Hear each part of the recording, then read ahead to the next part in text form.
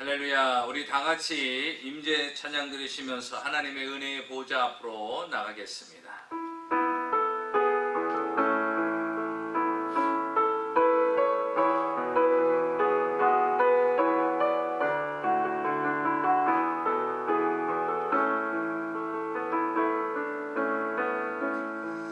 하늘의 문을 여소서, 이곳을 주목하소서.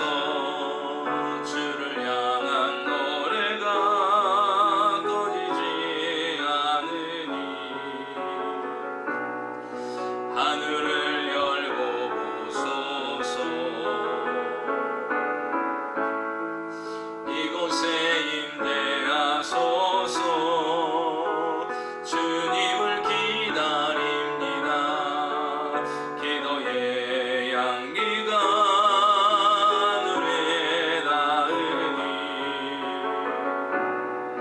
주여 임재하여 주소서. 이곳에 오셔서 이곳에 앉으소서.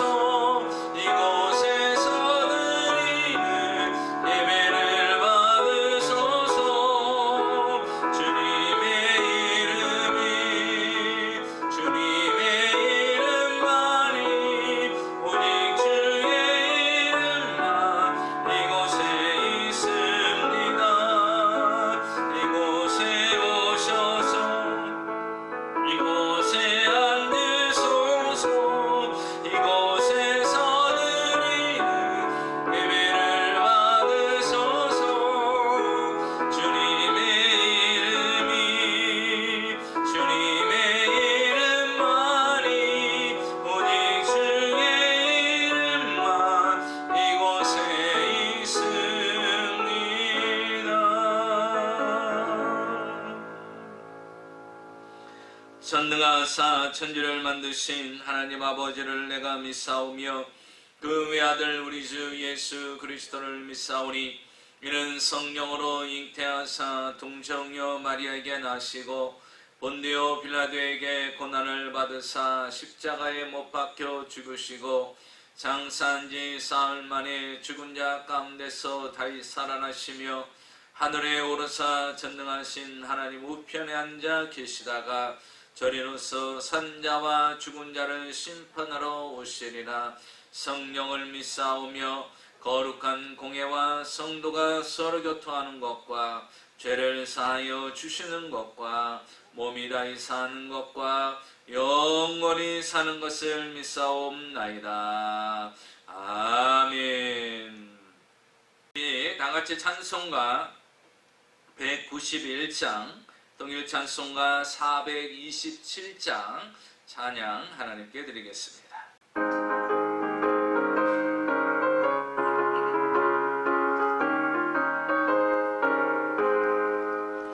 내가 매일 기쁘게 순례의 길을 가면 주의 발이 나를 안보하며 내가 주의 큰 복을 받는 참된 비결은 주의 영이 함께함이라. 성령이 계시네 할렐루야 함께하시네. 좁은 길을 걸으며 만나 기뻐하는 것 주의 영이 함께함이라. 전대제에 빠져서 평안함이 없을 때 예수 십자가의 공로 힘입어 그 발 아래 엎드려 참된 평화 얻으니 주의 영이 함께함이라. 성령이 계시네 할렐루야 함께하시네. 좁은 길을 걸으며 만나 기뻐하는 것 주의 영이 함께함이라.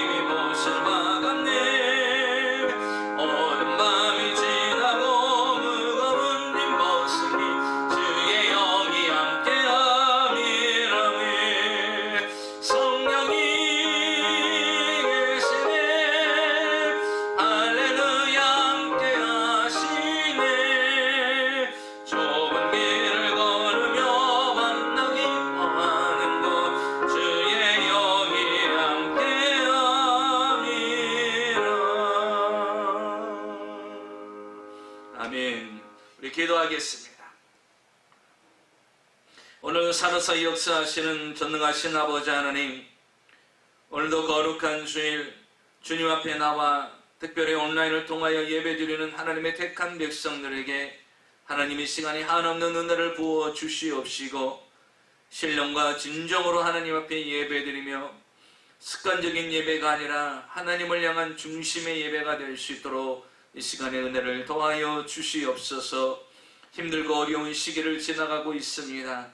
전능하신 하나님의 귀하신 날개로 말미암아 모든 성도님들을 품어 주시옵시고, 전능자의 그늘 아래 평안과 안식을 얻고 하나님의 위로와 소망이 넘치는 귀한 또한 한 주간이 될 수 있도록 은혜를 베푸시고 인도하여 주시옵소서.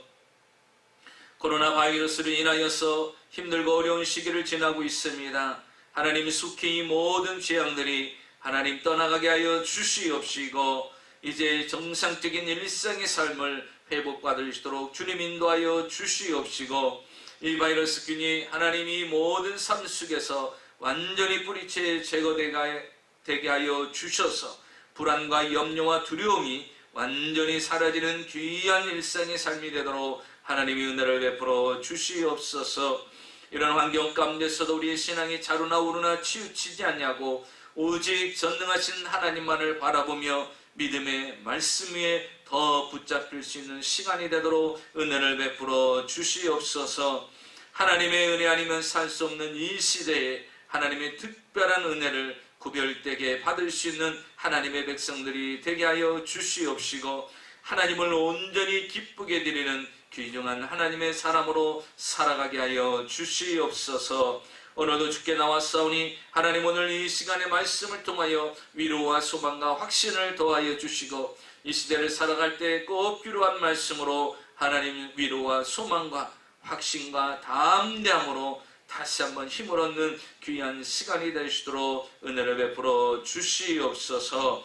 온라인을 통해서 드리는 그곳에 개인과 가정 위에 하나님께서 한없는 은혜를 이 시간에도 동일하게 부어 주시옵소서.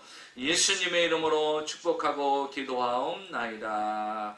아멘.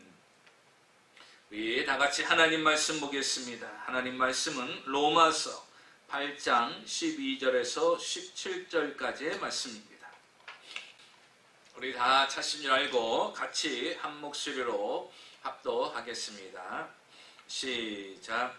그러므로 형제들아, 우리가 빚진 자로되 육신에게 져서 육신대로 살 것이 아니라 너희가 육신대로 살면 반드시 죽을 것이로되 영으로서 몸의 행실을 죽이면 살리니 무릇 하나님의 영으로 인도함을 받는 사람은 곧 하나님의 아들이라.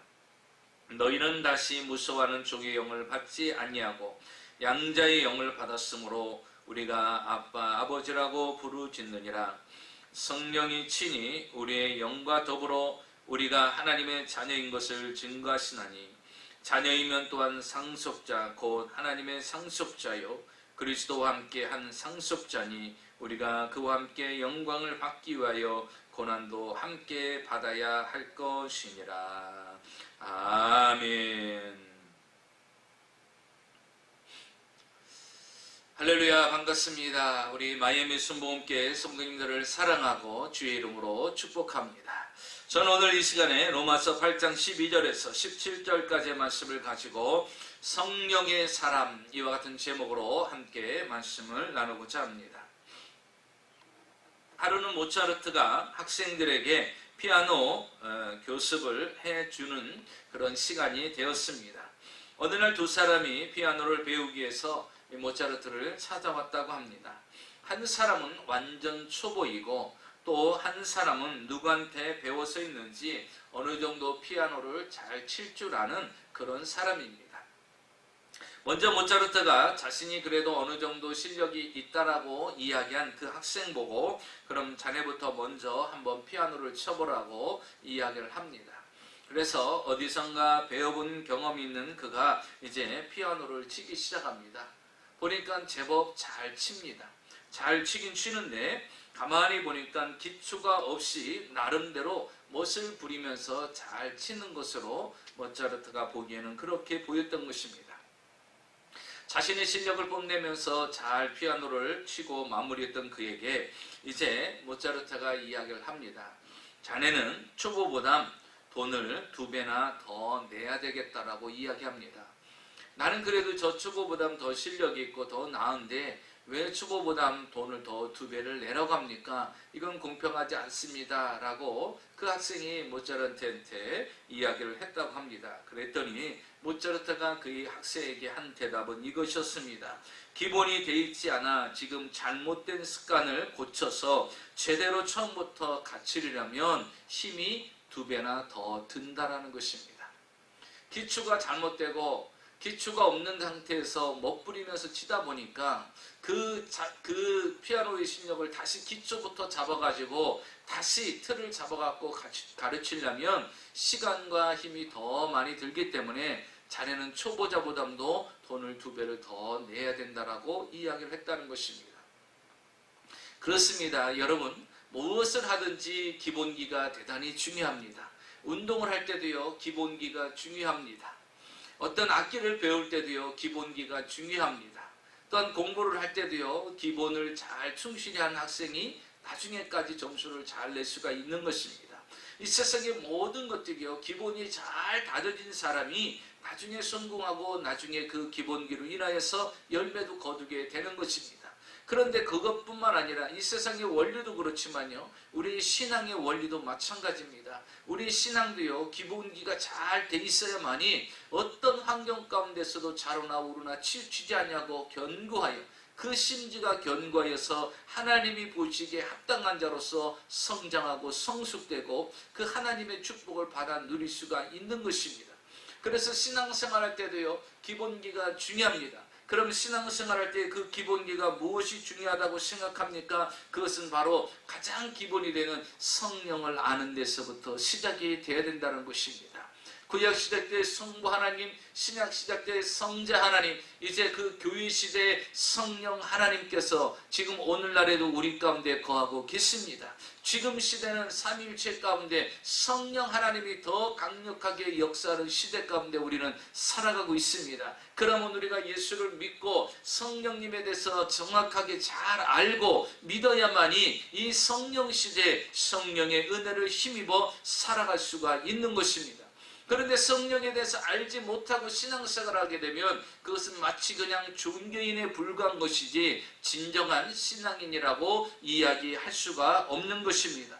고린도전서 6장 11절에 보니까 우리가 하나님의 성령 안에서 씻음과 거룩함과 의롭다 하심을 받았느니라 라고 기록하고 있습니다.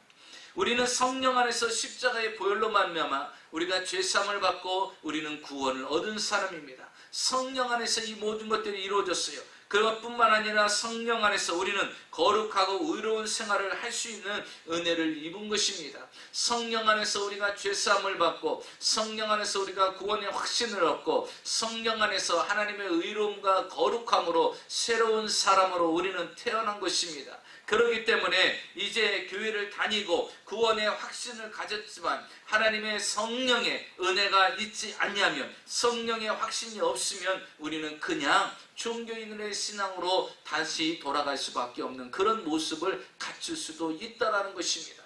그래서 우리는요, 확실하게 성령으로 말미암아 구원의 확신과 또한 새로워진 하나님의 모습으로 살아가야 되는 것입니다. 그래서 성령이 우리 가운데 임재하여서 그 성령님이 우리로 하여금 구원의 확신과 천국의 소망을 가지고 살아갈 수 있도록 우리를 하나님께서 이끌어 주시게끔 성령의 인도함을 받아야 됩니다. 그래서 성경에 보니까 고린도전서 12장 3절에 성령으로 아니하고는 누구든지 예수를 주라 시인할 수 없느니라고 말씀하셨어요. 성령으로 거듭나지 않은 사람은 자신의 인생의 주인을 여전히 자신으로 가지고 있습니다.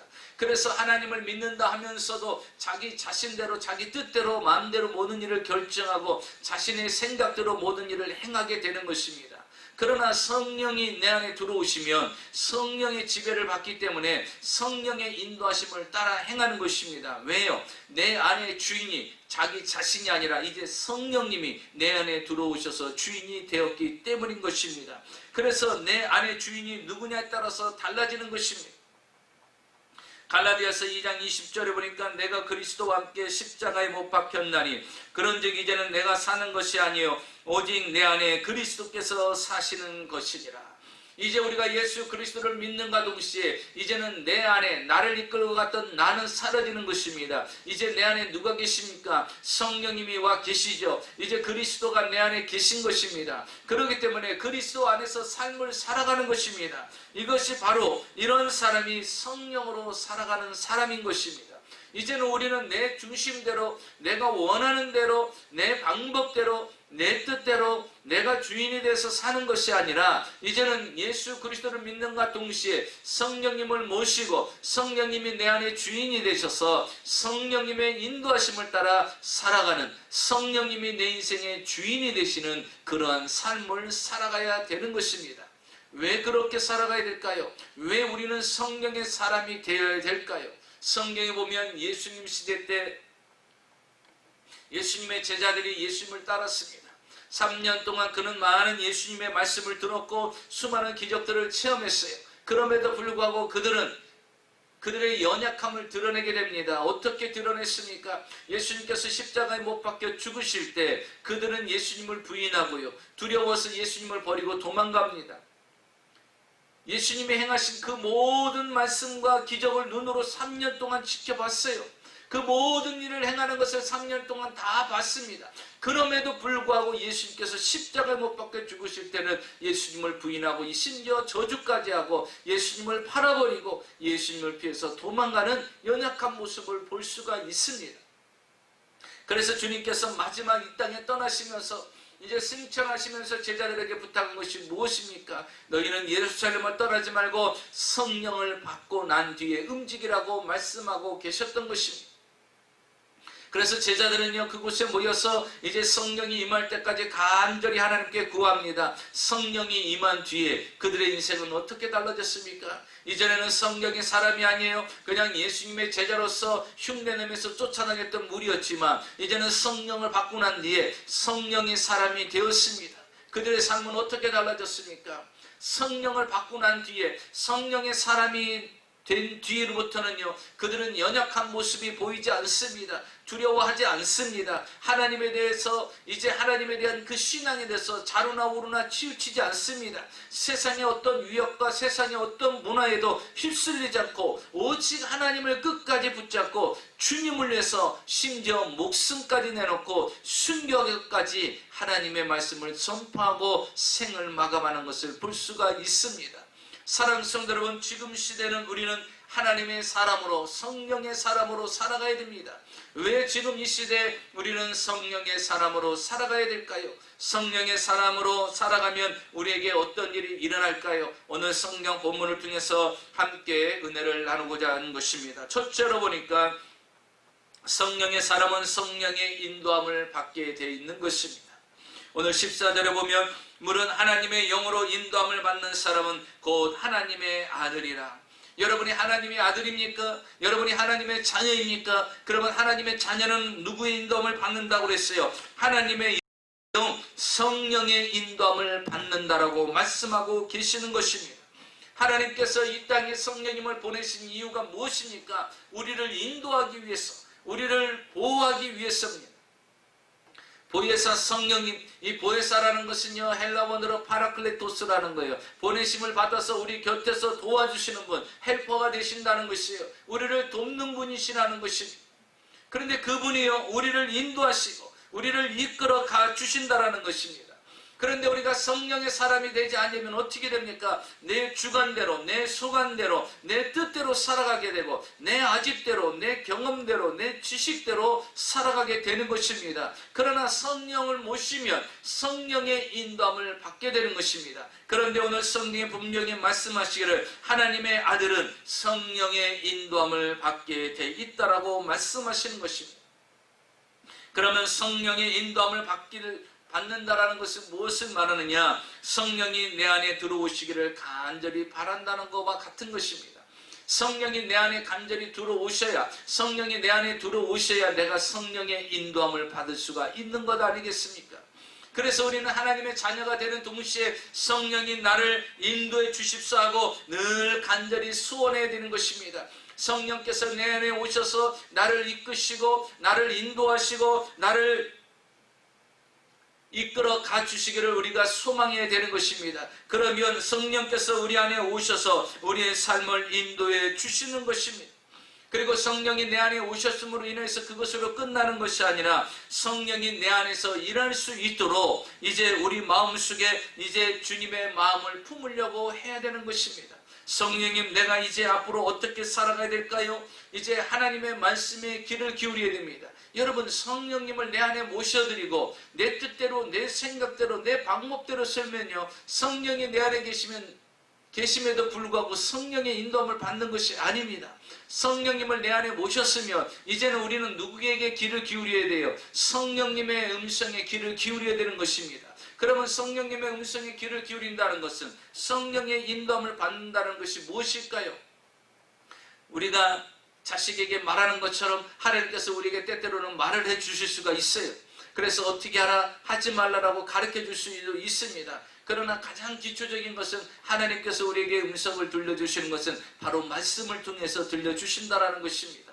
그래서 여러분이 어떤 문제를 놓고 기도할 때, 어떠한 것을 놓고 목표를 갖고 꿈을 가지고 하나님 앞에 기준을 가지고 나갈 때 하나님께서 때로는요, 말씀을 읽을 때, 말씀을 들을 때, 그때 하나님께서 그 말씀 속에 레마의 말씀으로 내게 다가와 주십니다. 그러면요, 말씀이 깨달아지고요, 말씀이 이해가 되고요, 그렇게 되죠. 그것이 바로 성령의 음성인 것입니다. 그래서 우리는 말씀을 듣고 읽을 때 여러분 감동이 마음에 오면요, 그 말씀은 어떻게 될까요? 곧바로 순종하면 되는 것입니다. 이게 바로 하나님의 말씀을 듣고 인도함을 받는 것입니다. 물론 이렇게 훈련이 되다 보면요, 이제 어느 때는요, 하나님께서 직접 우리에게 음성으로 들려주실 때가 있어요. 그러면 그것은요, 또 말씀대로 순종을 하며 나가면 되는 것입니다. 성경에도 보면 사도 바울이 유라굴로라는 풍랑을 만나게 됩니다. 그 유라굴로라는 풍랑을 만나게 된 이유는 로마로 가다가 죄수들과 함께 한 배를 타고 로마로 가다가 그 배가 이제 바다 한가운데 왔을 때 유라굴로라는 큰 태풍을 만납니다. 그래서 얼마나 그 태풍이 강한지 배가 파산할 정도의 위기에 처해집니다. 그래서 그 배에 탄 사람들이 두려워해서요, 그 배 안에 있는 모든 짐들을 배 밖으로 다 집어 던져버립니다. 왜? 배를 가볍게 하기 위해서.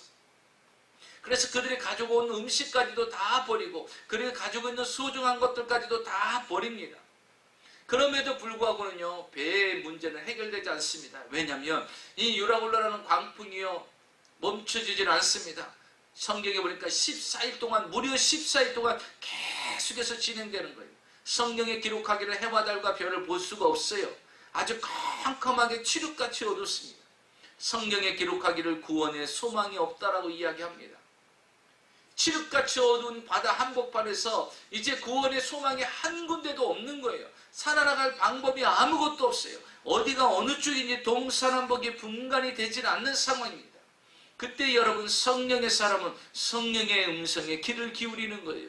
이 사도 바울은요, 성령의 사람이었어요. 그래서 하나님의 음성에 귀를 기울입니다. 그리고 그날 밤 하나님께 간절히 기도한 거예요. 하나님, 우리가 유라굴로라는 큰 광풍을 만나서 지금 사방팔방이 막혀있고 칠흑같이 어둡습니다. 우리가 과연 로마로 갈 수 있겠습니까? 라고 간절히 기도할 때 하나님께서 그 밤에 나타나셔서 그에게 음성을 들려줍니다. 바울아, 두려워하지 말라. 너는 반드시 로마에 가게 될 것이고 이 배는 조금만 파손될 것이다. 걱정하지 마라. 두려워하지 말라. 너는 반드시 로마라는 목적지에 도착하게 될 것이라는 것입니다. 그리고서 여러분, 그 새벽에 그는 일어나서 말합니다. 여러분, 두려워하지 마십시오. 내가 믿는 하나님이, 내가 어제 기도했는데 하나님께서 말씀하시기를 이 배는 파손되지 않을 것이고 우리는 반드시 로마에 가게 될 것이라고 말씀하셨습니다. 그래서 나는 그 하나님이 말씀하신 것을 나는 믿습니다. 나는 절대로 두려워하지 않습니다. 사랑하는 성도 여러분, 성령의 사람은 성령의 인도함을 받기 때문에 그 모든 위험스럽고 힘든 환경도 뛰어넘을 수 있는 담대함을 하나님이 주신다는 것입니다. 결국 어떻게 됐습니까? 바울은 로마에 가서 하나님의 말씀대로 로마에 도착했고 로마에 가서 복음을 전할 수가 있게 된 것입니다. 여러분, 우리는 이 시대에 어떻게 살아가야 될까요? 성령의 인도함을 받으며 살아가야 됩니다. 내 뜻대로 내 생각대로 살아서는 안 돼요. 여러분, 지금 시대가 얼마나 한치 앞을 내다볼 수 없습니까? 여러분, 전 지구촌이 이렇게 코로나 바이러스로 인해서 꼼짝 못하고 많은 희생자가 생기고 모든 것들이 정상적이지 못하고 모든 것들이 일상적인 삶을 살지 못할 이런 일들이 있을 거라고 누가 상상이나 했겠어요?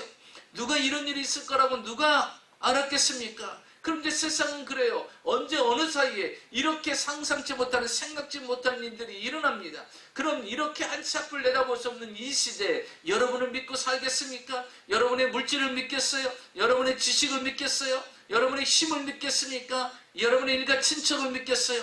여러분, 우리는 성령의 사람이 되어서 성령의 인도하심을 받아 성령의 특별한 보호하심과 인도 속에서 살아가야 되는 것입니다. 지금은 바로 하나님의 은혜가 필요한 시대입니다.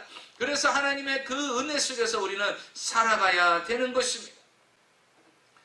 그러면 두 번째로 우리가 성령의 사람이 되면 어떤 하나님의 은혜가 임하는가? 둘째로 보면 성령의 능력을 받기 때문에 우리는 성령의 사람이 되어야 된다는 것입니다. 오늘 성경 15절을 보겠습니다. 너희는 다시 무서워하는 종의 영을 받지 아니하고 양자의 영을 받았으므로 우리가 아빠 아버지라고 부르짖느니라 라고 말씀하고 있습니다. 이제 우리는 무서워하는 종의 영을 받지 않았습니다. 양자의 영을 받았고 이제 하나님을 아바 아버지라고 부를 수가 있게 된 것입니다. 이제 성경은 말씀하십니다. 요한복음 1장 12절에 보니까 주 예수를 영접하는 자, 곧 그 이름을 믿는 자들에게는 하나님의 자녀가 되는 권세를 주신다고 말씀하셨어요. 그래서 우리는 하나님을 아빠 아버지라고 부를 수가 있어요. 그래서 우리는 그 하나님의 권세를 힘입은 자가 된 것입니다. 그래서 우리가 성령의 사람이 되면 성령의 능력을 힘입을 수가 있는 것입니다. 현대는 풍요를 누릴 수 있는 그런 시대입니다. 지금 현대는요, 부족함이 없고 모자람이 없는 풍성한 시대입니다. 그런데도 불구하고 사람들이 왜 만족하지 않을까요? 사람들이 왜 두려워하고 허전해하고 불안해하고 염려할까요? 그것은 바로 자신들의 능력에 한계가 있기 때문인 것입니다. 여러분, 아무리 똑똑한 사람도요, 한계가 있어요. 아무리 돈이 많은 사람도 한계가 있어요. 아무리 많은 건강을 소유한 사람도 한계가 있어요. 모든 것들을 다 가진 자 같지만요, 다 한계가 있는 것입니다. 그래서 솔로몬이 말했죠. 모든 것을 다 소유한 솔로몬이 모든 것이 헛되고 헛되며 모든 것이 헛되도라고 고백을 했던 것입니다.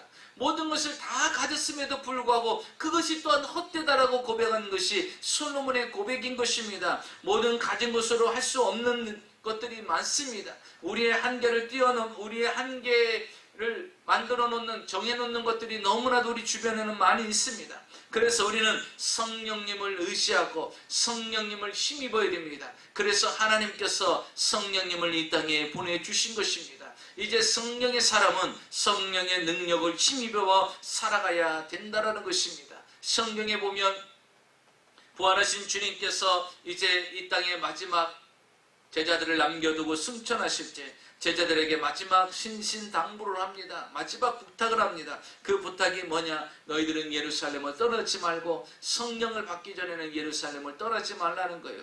그리고 성령을 받고 난 뒤에 떠나라고 말씀을 합니다. 그래서 그들은요, 이제 주님의 말씀대로 10일 동안 다락방에 모여서 열심히 기도합니다. 10일 만에 어떤 일이 일어났습니까? 성령이 강하고 급하게 그들에게 임했던 것입니다. 여러분, 강하고 급하게 임한 성령의 역사로 말미암아 그 제자들의 모습은 어떻게 달라졌습니까? 성령의 힘입으니까요, 그들은 새로운 사람이 되어버렸습니다. 성령을 힘입고서 그런 새 능력을 입었어요. 얼마나 새 힘을 얻고 새 능력을 입었는지 베드로가, 그 무식한 베드로가 일어나서 한번 복음을 전하기 시작하면요, 3,000명, 5,000명이 회개하는 역사가 일어난 것입니다. 사람들이 가슴을 치며 통곡하는 일들이 일어납니다. 심지어 베드로는요, 이전에는요, 복음을 전하는 것을 두려워했어요. 예수님의 제자라는 것을 시인하는 것을 두려워했어요. 그래서 예수님을 부인하고 저주까지 않았습니까? 그런데 이제 사내들은 공회들이요, 그가 예수를 전한다는 소식을 듣고 베드로와 요한을 잡아갑니다. 그러면서 그들에게 겁을 줍니다. 너희들 앞으로 예수에 대해서 전하기만 하면 너희들의 목숨을 걷어갈 것이라고 이야기합니다. 그때 베드로와 요한이 두려워합니까? 도망갑니까? 죽인다고 해서 더 이상 복음을 증거하지 않았던가요? 예전의 모습은 달라졌습니다. 이제 그는 이렇게 이야기합니다. 내가 너희 말을 듣는 것이 맞겠느냐? 하나님의 말씀을 듣는 것이 맞겠느냐? 내가 본 것을 어떻게 증거하지 않을 수가 있겠느냐 하면서 오히려 그들 앞에 담대하게 예수님에 대해서 확신 있게 복음을 증거하는 것을 볼 수가 있습니다.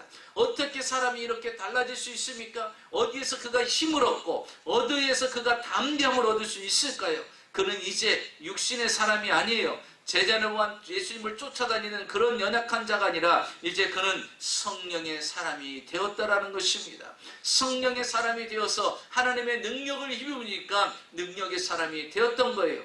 여러분, 그러니까 어떤 일이 일어났습니까? 이제 베드로에게 능력이 임하여서 병든 사람들이 그 옆에 계속 쫓아다니고 베드로가 지나가는 그곳에 병든 자들이 다 누워 있습니다. 그때 베드로가 그곳을 지나갑니다. 지나갈 때 어떤 일이 일어났죠? 베드로의 그림자만 비춰도 병든 자들이 그 자리에서 낫는 역사가 일어났습니다. 낫는 역사가 일어났어요. 그뿐만 아니라 성령의 은혜를 입은 바울은 어떤 일이 일어났습니까? 바울도 복음을 전하다가 성령의 사람이 되었고 성령의 지배를 받다 보니까요, 그가 지나가다 병든 자들이 있습니다. 그러면 자신의 손수건을 그 병든 자에게 얹습니다. 그러면요, 그 병든 자가 고침받습니다. 자신의 앞치마가 있어요. 자신의 앞치마도 병든 자에게 얹어놓습니다. 그러면 그 병든 자가 고침받습니다. 심지어 귀신 들린 사람이 있으면요, 그 손수건만 얹어도, 앞치마만 얹어도 그 자리에서 귀신 들린 자가 고침을 받게 되는 것을 보게 됩니다. 여러분, 무능한 자에게 하나님이 능력을 주셔서 성령의 능력을 힘입어 성령의 사람으로 세워주시는 것입니다. 여러분, 성령의 사람은요, 성령의 능력이 임하는 것입니다. 오늘날 이 시대에도 우리는 하나님의 성령의 사람으로 성령의 능력을 힘입어 성령의 능력을 행할 수 있는 사람이 되어야 되는 것입니다. 그래서 여러분이 교회를 변화시켜야 되고요, 여러분의 가정을 변화시켜야 되고, 여러분의 직장을 변화시켜야 되고, 여러분의 사업장을 변화시키고, 여러분 자신의 삶을 변화시켜 놔야 되는 것입니다. 왜요? 성령의 사람은요, 하나님의 성령의 능력을 그에게 부어주시는 것이에요. 그래서 우리는 하나님의 자녀의 권세를 가진 사람이에요. 그래서 이 땅에서 당당하게 살아가야 됩니다. 하나님의 능력의 사람으로 살아가야 돼요. 빈야드 교회를 세운 존 윈버라는 분이 있습니다. 이 윈버라는 분이 첫 번째 교회 전도를 받아서 이제 교회를 갔는데, 그는 교회에 대한 기대감이 상당히 컸습니다. 왜냐하면 이전에 성경을 가까이 하고 성경에 대한 지식이 어느 정도 있었던 사람이에요. 그래서 교회 가면요, 마치 드라마틱한 아주 멋진 일들이 일어날 거라고 큰 기대를 갔어요. 그런데 첫째 주일날 예배를 참석했는데 뭐 특별한 일이 일어나질 않아요. 둘째 주일에 예배를 갔는데 별 특별한 일이 일어나지 않아요. 셋째 주일날도 교회를 갔는데 더 별로 특별한 일이 일어나지 않는 것입니다. 세 번째 주일을 맞이하고 이제 예배를 마치고 그 교회의 중직을 찾아갔답니다. 이 교회는 특별한 일이 아직 일어나지 않았는데 아직 안 일어났나요? 좀 더 기다려야 되는가요? 그러니까 이 중직자가 그 사람 질문에 이렇게 얘기합니다. 아니, 무엇을 기대합니까? 무슨 특별한 일이요? 아니, 교회에 오면 이런 특별한 일들이 일어나는 거 아닙니까? 아, 무슨 일을 말하는 것이죠? 성경에 보면 보리떡 5개와 물고기 2마리로 오병이어의 기적을 행하던데, 소경이 눈을 뜨고 앉은 뱅이가 일어나던데, 이 교회에서 왜 그런 일들이 안 일어나냐고 그런 질문을 던졌답니다. 그랬더니 이 중직자가 한 분이 그렇게 이야기하더래요. 아, 그런 일이요? 예, 우리는 그런 일을 믿습니다. 예, 그런 기적을 믿습니다. 그런데 우리 교회에서는 그런 일이 안 일어납니다. 이렇게 이야기하더라는 거예요. 그러나 우리는 하나님이 행하신 그 기적을 우리는 믿습니다. 그러나 우리 교회는 그걸 기대하지 않습니다. 일어나지 않습니다. 이렇게 이야기하더라는 것입니다. 그래서 이 존 윈버는요, 그 뒤로부터 하나님의 능력을 힘입어서 정말 능력 있는 하나님의 사역자로 바뀌어집니다. 여러분, 오늘날 교회의 모습이 그럴 수 있어요.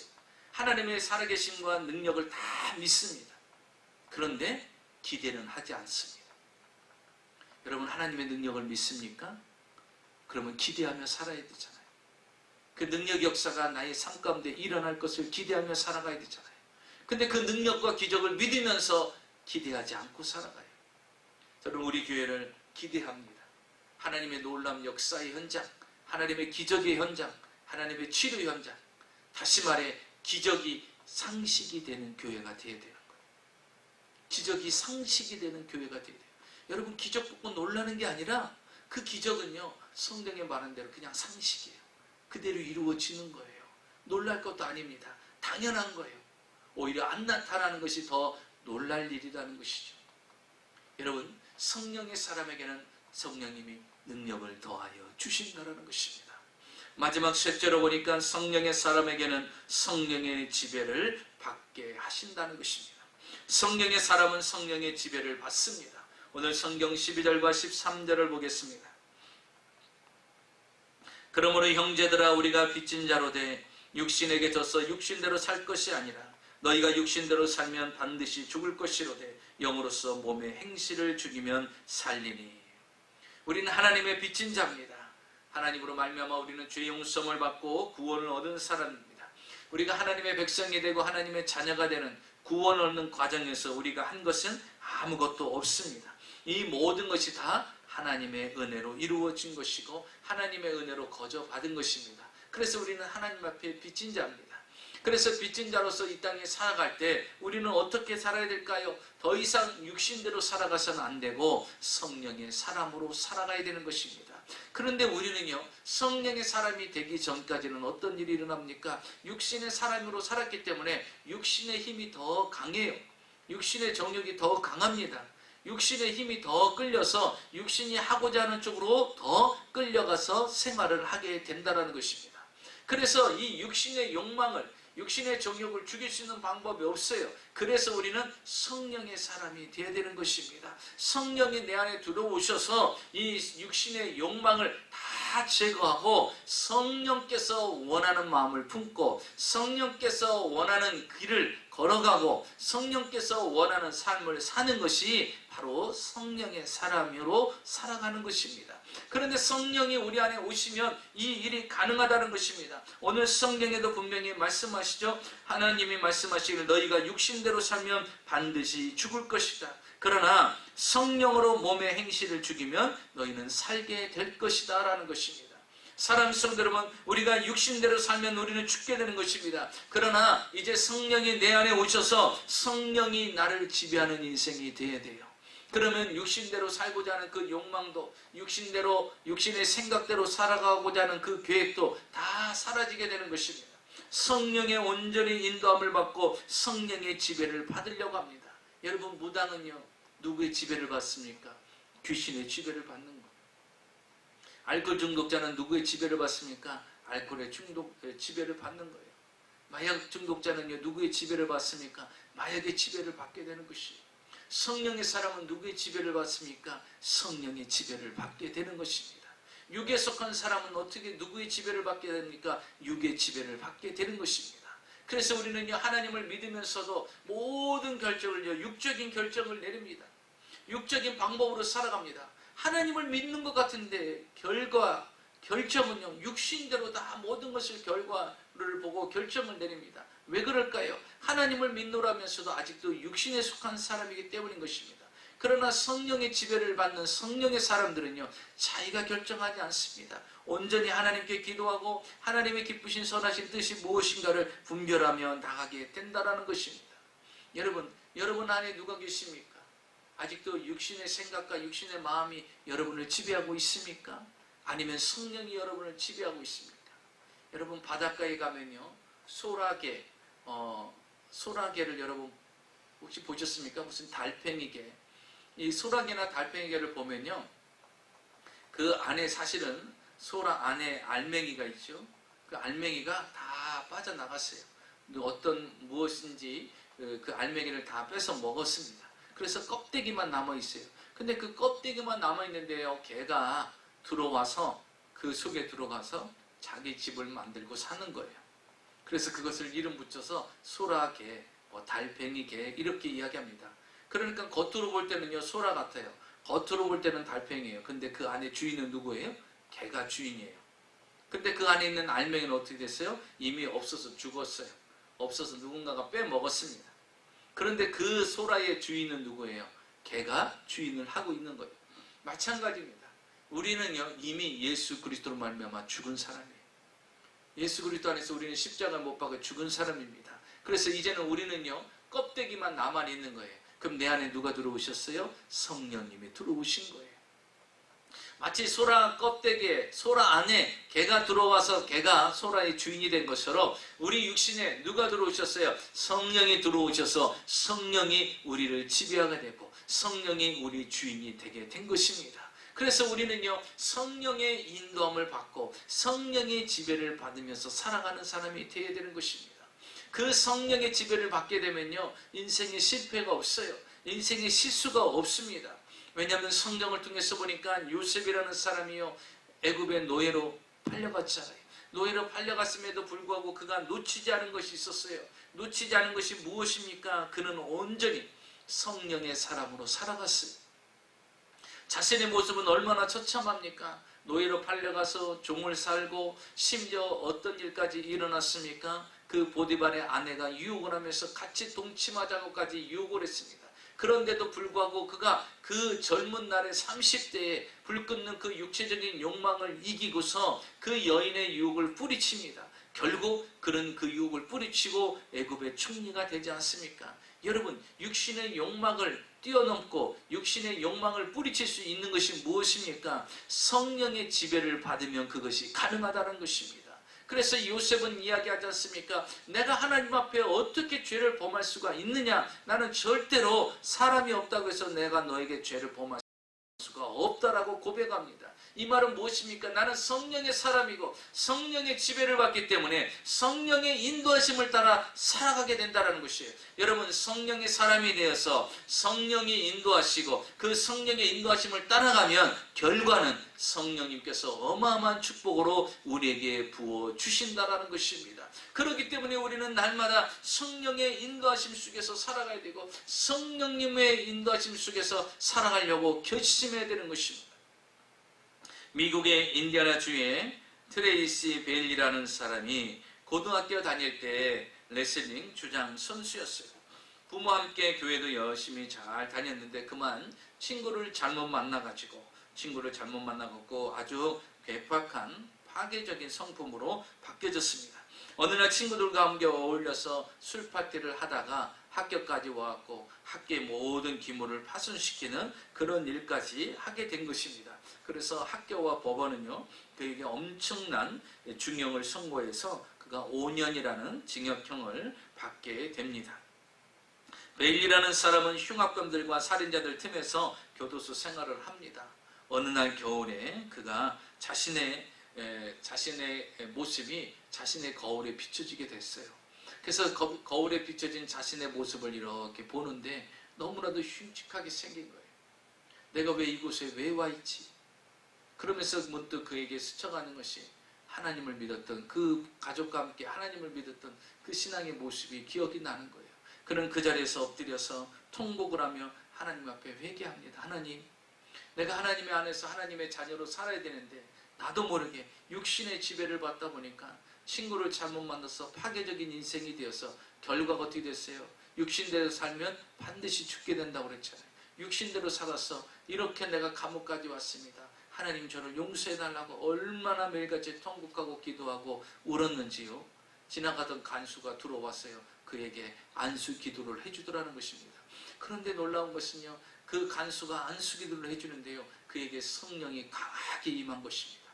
성령이 강하게 임하면서요. 자기 마음속에 있던 이 파괴적인 마음이 다 사라지더라는 거예요. 자신의 감정, 그 분노의 감정이 다 사라지고요.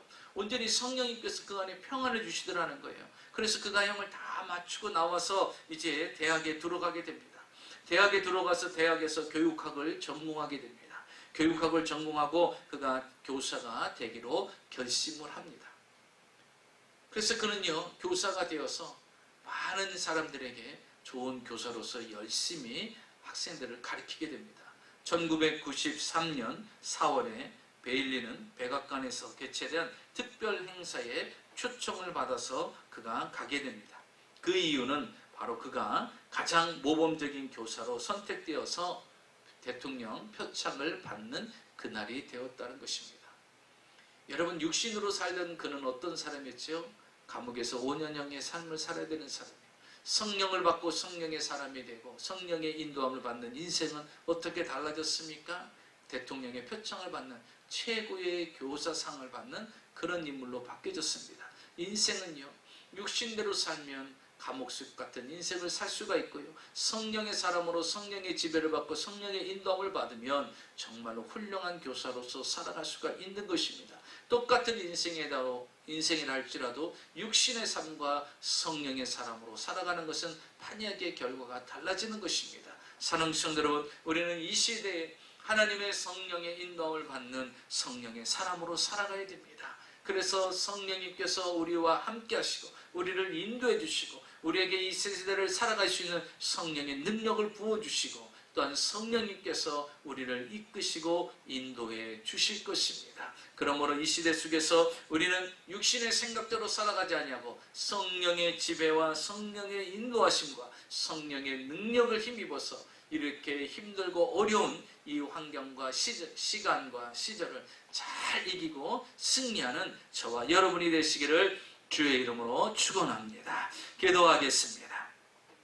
오늘 말씀 생각하시면서 우리 잠시 한 목소리로 기도하겠습니다. 살아계신 아버지 하나님, 감사합니다. 오늘 우리의 삶 속에 하나님의 인도하심을 받게 하여 주시옵시되, 특별히 우리가 육신대로 살아가는 자가 아니라 성령의 지배를 받으며 성령의 인도함을 받을 수 있는 하나님의 백성들이 될 수 있도록 주님 인도하시고 역사하여 주시옵소서. 성령의 사람으로 살아갈 때 성령의 인도함을 받고 성령의 능력을 힘입어 이 모든 환경과 상황을 뛰어넘을 수가 있게 되고 성령님과 교제함으로 말미암아 우리가 그 성령의 인도하심 속에서 거할 수 있사오니 하나님이여 도우시고 역사하여 주시옵소서. 특별히 아버지, 지금 시대는 우리의 육신대로 살아갈 수 없는 시대입니다. 한치 앞을 내다볼 수 없는 이 시대 속에서 하나님이 성령의 지배를 받아 성령의 인도함을 받는 귀한 삶이 되게 하시고 성령의 지배를 받아 성령의 이끌림을 따라 하나님 구별된 삶을 살아가게 하시고 형통한 삶을 살아가게 하시고 형통한 축복을 받아 누리시는 하나님의 백성들이 되게 하여 주시옵소서.